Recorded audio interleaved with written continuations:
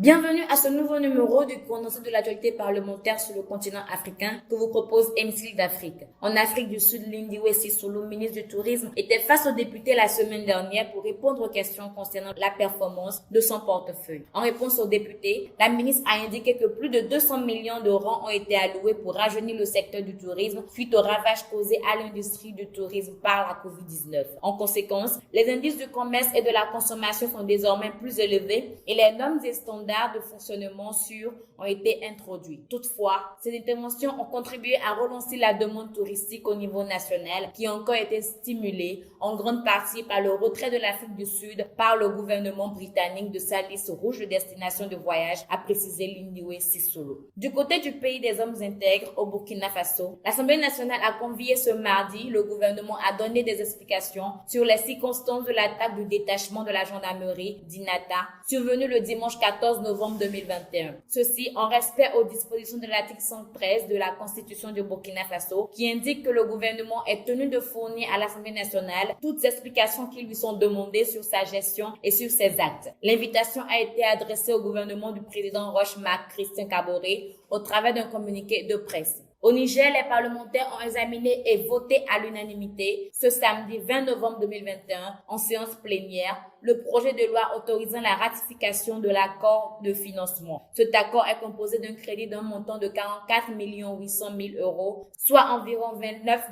120 millions de francs CFA, et d'un don d'un montant de 37 500 000 droits de tirage spéciaux. Il faut préciser que cet accord de financement a été signé le 27 août 2021 à Niamey entre la République du Niger et l'Association internationale de développement AID.